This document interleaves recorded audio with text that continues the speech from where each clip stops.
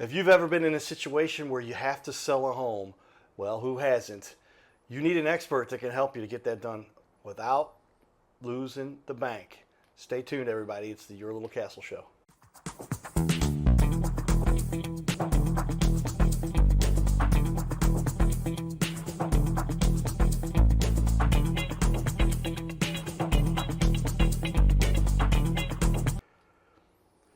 Welcome, everyone, to Your Little Castle Show.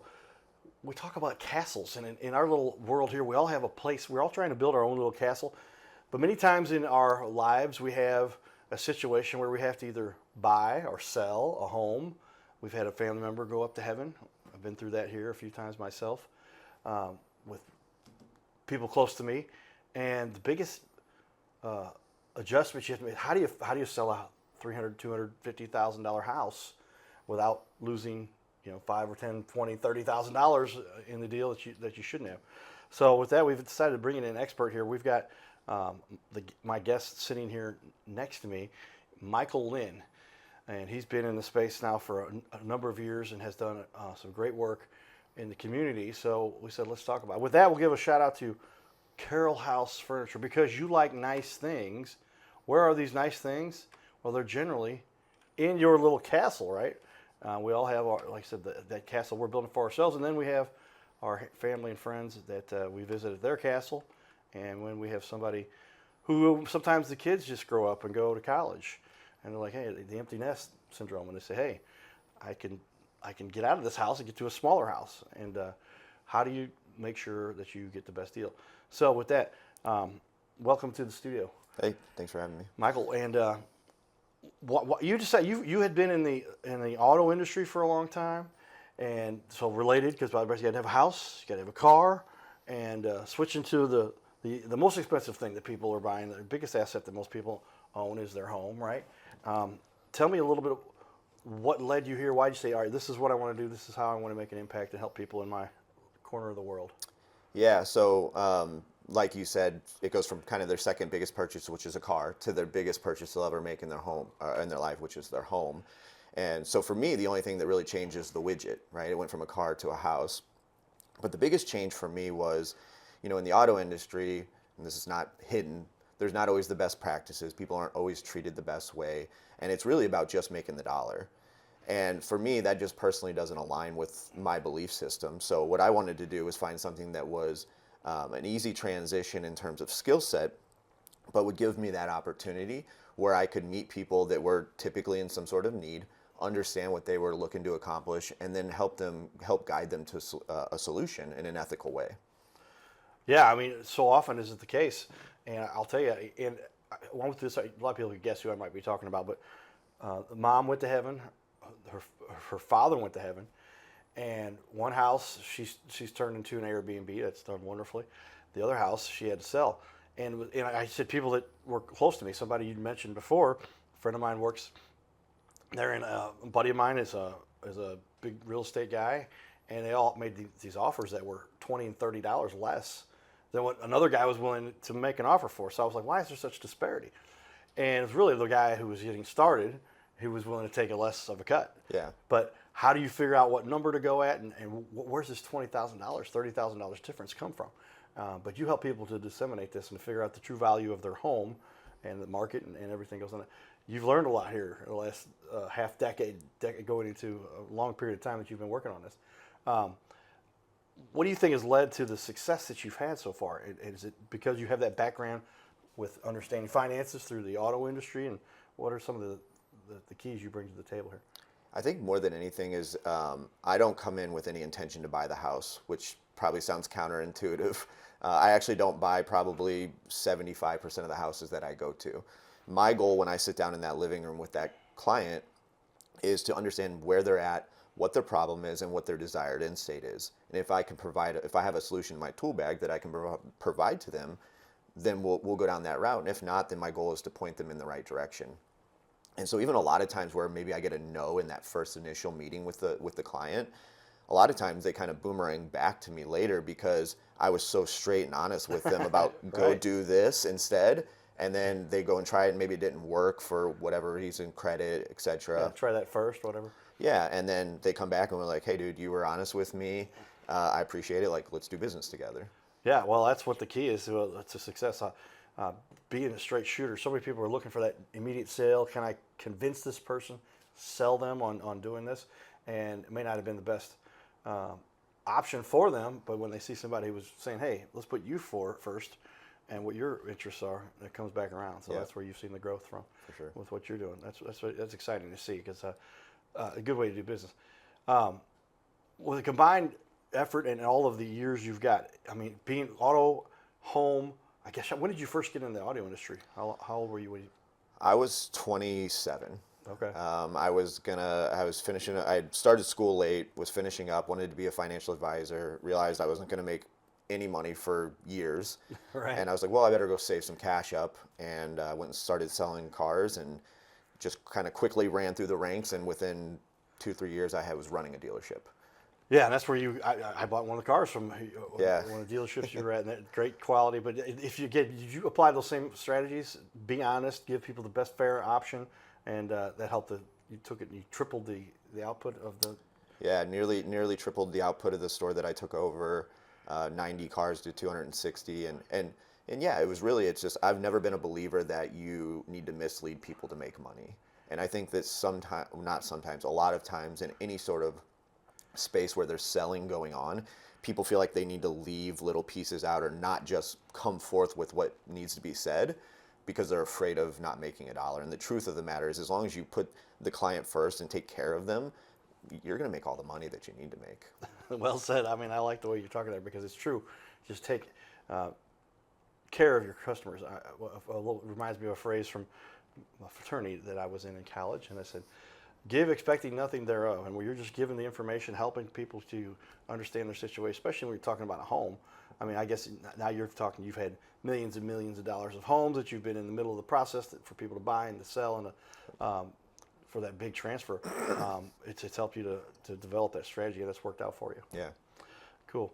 Tell me a little bit about, are you your whole team? You work on your own, you've got independent, you've got appraisers and obviously mortgage guys and everybody on your team. Tell me a little about your organization. Yeah, well, the cool or not cool, depending how you look at it, with the advent of AI is I can do a lot of this with a lot less people.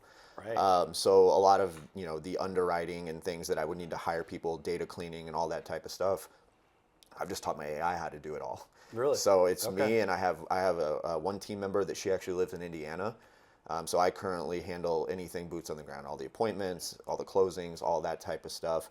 And then I would say that probably I would have another 2 to 3 employees, but because of Claude, that's my 2 to 3 employees there. Yeah, no, that's exciting. Yeah, no, if you tell what we've done here, systematize things, automate things.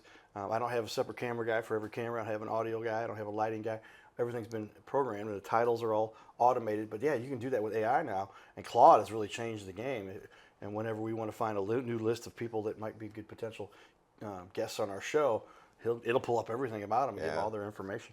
So that's really made it much more efficient for you. So your overhead is a lot less than what a lot of companies may have. My overhead is far less than most companies have, and my overhead is probably of one company that I know that I used to work with is like 1/10 of their overhead. So Okay. So for me, you had mentioned earlier, that guy that's able to offer a little bit more. With me being a kind of I'll call it a solopreneur in a way. I mean, I have an employee and whatever, but I don't need the humongous margins for this to make sense to me, right? Yeah. So for me, like I can look at a house, I'm going to give you a fair offer regardless, but I can usually bid higher than most people because I don't have some huge building that I'm paying $30,000 a month in rent to, or 15 non-producing employees, income-producing employees like secretaries and things like that. So for that reason, I don't need to make that big of a margin on my deals. Yeah, that makes a lot of sense because every person that's on the dole, if you will, on the payroll, adds more cost to every deal that you've got to produce. So when there's a margin of 10 or 15,000, boy, that leaves you probably some room there, and you can really just, instead of having to give that 10 or 15,000 back to a whole organization, you can really streamline all that. That's right. That's important. Nice to see you've kind of systematized the way you do things there. What about your business really fuels your passion every day? I mean, people, we're all looking for something. You tell me you kind of reached an end where you were at in one industry, and then you've switched over here a number of years ago to get into the housing industry. What helps you to wake up every day for what you're doing now? Yeah, so, I guess as you grow and age or realize things change. And it was, I kind of was talking to you before we started here, was making a lot of money in the car business, but was just not happy. And what I came to found is that really where I derive my happiness in life is being able to help people. And so a large majority of the individuals that I work with, not everybody, but a large portion of them, is in some sort of tough situation. They're facing a foreclosure, a family member just died, right? The house caught on fire, whatever that might be. So they have so much already on their plate, and to be able to sit down with them, understand their problem, and really just kind of grab their hand and say, hey, let's walk through this together with them, and know that taking them on the other side, and they come back to me and say, hey, like, thank you so much for helping me find this house, or whatever that might be. That's it. That's the juice for me. Yeah, I think it might have been also the guy that we had worked with on this other house. They had a lot less overhead like you too, and they were very systematized. And boy, when you can cut all that and then help people to get a better deal, because it was a difference in this case for would then my friend be able to pay for the storage that needed to be used to pull everything out of that place where they had resided, and this allowed them to throw a lot of extra money to do so. So you really get to help people. If I could give you a quick story on kind of what I'm meaning with this is, so there was a client of mine actually kind of not too far from here in O'Fallon, and my first meeting, I walk into their home, and there are roaches crawling on the wall. Wow. Like, it's one of the grossest houses I've ever walked into. It's a 3-bedroom house with 2 adults and 3 kids living in there. So one of the kids is sharing a bed with the parents through this process, and they're very afraid that I'm going to call DFS on them, which had they not been trying to help themselves, get out of the situation, that would have been the next step. Yeah. I was able to come in and buy their house, pay them what they wanted for it. And then I went and found them. They were looking for a 4-bedroom mobile home in St. Charles County, which is nearly impossible to find, but I was able to find one. Wow. Negotiate the price for them. They weren't able to get approved for the pad, so then I called the company that runs the pad. They wouldn't do it, so then I called their headquarters and finally got them approved for the pad, and then they were able to move their whole family into this brand new, mobile home and just have a fresh, clean start. And that person coming back to me in tears, that's what really does it for me. There you have it, everybody. When you're going out of your way and you're making a difference and you're impacting lives like that, when somebody's in that kind of situation, write that down. Get a hold of Michael. He can make sure and help you to get through those tough situations. That's heartwarming. That's good to see. And that reflects on a lot of what we're seeing here on the wall. I'm going to put up here for everybody to take a look at. But look at that, 74 reviews. That's hard to get that many reviews as quickly as you have. And then 5.0. Nobody has given you anything less than a 5 on all your reviews. So not to say everything went perfectly with everybody, but I'm sure that when there's an issue like anybody, you fix it, right? And I'm going to read just one of these right here. I called Mike to understand the St. Louis housing market, and he was full of knowledge. I didn't have a house for sale, but you can tell he cares about people. I would recommend Mike, and he gave me the time to understand the situation that and what he can do. Thanks again, Mike. That's kind of cool. So there's a lot of people who may not necessarily, you didn't even make a client out of them, but what decided to help them anyway. Yeah, I would say probably, I don't know, 10-15% of my reviews were people that I didn't do business with, but we interacted at some point. A good example is I had a gentleman who he got an offer that was way higher than mine. I was like, take it. I'm happy that you got an offer higher than mine, but let me read the agreement to make sure there's nothing in there that gets you in any trouble. And I read the agreement. There's no earnest money placed down. There's no inspection period timelines. All these things that can get you in a pickle as a seller without having that protection, because that's what they're designed for. Right. So I said, hey, I would go back and I would ask for this much money down. I'd ask for this timeline. And he went back, they gave it to him, and he was able to close. And he's like, dude, what can I do for you? I was like, give me a Google review. Hopefully you'll see it and somebody will come back my way, That's awesome. All right. Makes you feel good to see somebody out there doing a good job to help impact our community. With that, some fun. We were partaking in our community, and we go down to Busch Stadium a lot and go to the Cardinal games. So give you a little tour here, and then we'll have a little segment where we share why it is what we do in this show and what we do in the community.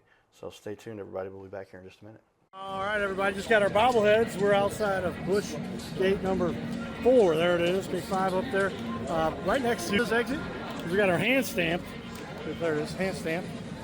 And but yeah, you can see there, Cardinal Cowboy performed. We got my buddy Brooke and his son King with us. There they are. Gate 4, and so you can see all of the ballpark village amenities. You go in up there, but we're going back around over here to go back to our car. We're going to show you the statues. These statues are pretty amazing. A lot of ballparks have them, but very few have the kind of superstars that the Cardinals have had over the years. So we're going to walk through these briefly. There he is. How you doing, man? Good to see you. Thank you. We'll check him out. There he is. Rogers Hornsby. George Sissel. Cool Papa Bell. Bob Gibson. Lou Brock. Stan the man usual. There's another one for him. Red Shane Deans. There he is. Ozzie Smith right there. Enos Slaughter. Dizzy Dean. And the most recent, Ted Simmons. All right, everybody. Hope you guys enjoyed our little walk. His name is Carter Rathwich, but in St. Louis, he's known as the Cardinal Cowboy. He's a well-known fixture in the stands at sporting events in the Gateway City. He's one of its greatest cheerleaders, a super fan like no other. When he makes his rounds at almost every home game, he shares his love for sports with the rest of fandom with a smile, a cheer, some positive encouragement, and lots and lots of selfies and pics. But the Cardinal Cowboy was born of a tragic incident. Rathwich was an aspiring athlete in high school and college. He dreamed of playing in the big leagues, but those dreams ended when he and 3 of his college friends were hit with a devastating crash by a 5-time drunk driver. One of his best friends died. Carter suffered a critical head injury. The trauma put him in a coma for 6 days. The doctors said he was never expected to function again. Those expectations never came true. He fought back and finished college. He was determined to prove the doctors wrong. Among other inspirations, it was his love of baseball that kept him going. And from his near-death experience, the Cardinal Cowboy emerged. His goal in life became to inspire others with positivity despite the odds, to help people believe in themselves and achieve their dreams. So after my coma, I realized that it was up to me if I was going to accomplish my goal, if I was going to reach my dreams. Despite what the naysayers would say, the people that were discouraging me, like they do everyone, it's up to me if I'm going to make it. Don't listen to the naysayers. It's up to you. You decide whether you're going to succeed, whether you're going to reach your goals. Dream, and then always, always chase your dreams. Never give up. Giddy up.